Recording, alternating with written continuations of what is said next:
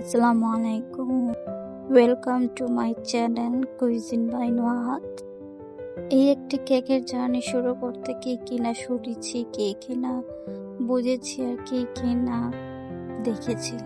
শুরুটা ছিল 2023-এর দিকে, 1 জানুয়ারিতে। খুব ইচ্ছে হচ্ছিল যে নিজের মন মতো একটা কেক বানিয়ে খাই। তার একটা রিজনও আছে। আমি এক জায়গা থেকে একটা কেক অর্ডার করেছিলাম, কিন্তু নিজের মনের মতো না হওয়াতে ভাবলাম যে এটা শুরু করা যাক।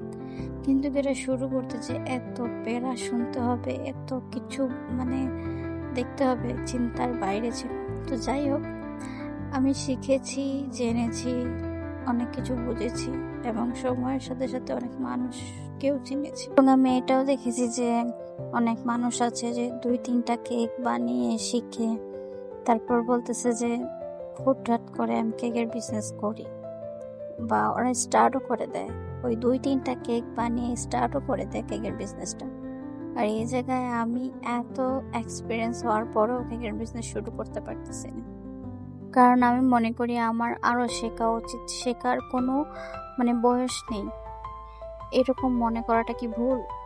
এই পর্যন্ত না হয় আমার 50-60 হাজার টাকা ইনভেস্টে গেছে শুধু এই কেকের বেকিং এর জিনিসপত্র কিনতে কিনতে, এই কেকের জিনিসপত্র কিনে প্র্যাকটিস করতে করতে। আর সেই জায়গায় মানুষ 2টা বা 1টা কেক বানিয়েই কেকের বিজনেস শুরু করে দেয় রে ভাই। প্রথম সবাই বলে আমি তো ঘরে বানানোর জন্য বা ঘরে খাওয়ার জন্য কেকটা বানাইতেছি। যেই শুধু 2-3টা কেক বানাইছে কি না, তাতেই শুরু হয়ে গেছে কেকের বিজনেস করাটা। মানেটা কি ভাই? আমার জীবনে এই যে আমি কেকটা বানাইতেছি, এই কেকটা নিয়ে না হলেও আমার 12টা কেক আমার অলরেডি বানানো হয়েছে, এবং এই 12টা কেকই আমার ঘরে খাওয়া হয়েছে, ঠিক আছে? এছাড়া তো কাপ কেকস, তারপর পাউন্ড কেকস, এগুলো তো আছেই।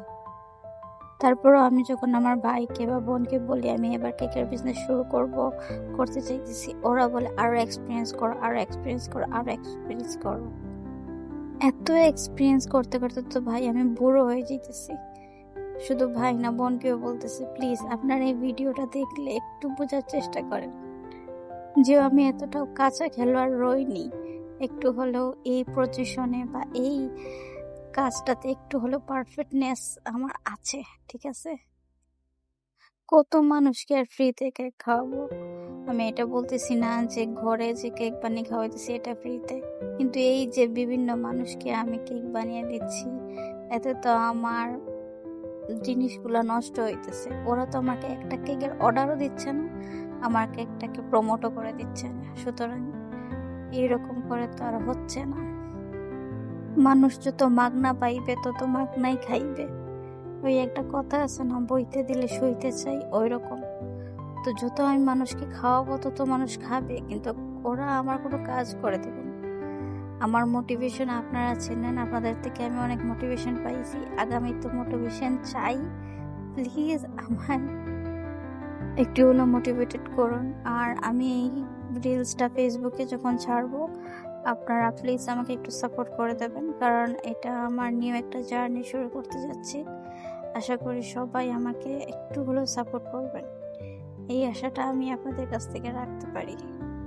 কেকটা ছিল 1.5 পাউন্ডের, আর এটা অনেক আগেরই ভিডিও করা ছিল, তাই আমি এখন পোস্ট করলাম। যেহেতু আমি নতুন উদ্যোক্তা, সেই কারণে অনেক কিছু ভুল ত্রুটি আমার মাঝে থাকতে পারে। তো সবাই ক্ষমার দৃষ্টিতে দেখবেন এবং প্লিজ আমাকে সাপোর্ট করবেন। সবাই ভালো থাকবেন এবং পছন্দ অনুসারে আমার কেক যদি পছন্দ হয়, কেকের অর্ডার অবশ্যই দেবেন, ঠিক আছে? সবাই ভালো থাকুন, আল্লাহ হাফিজ। দেখা হবে নেক্সট কোনো ভিডিওতে। আসসালামু আলাইকুম।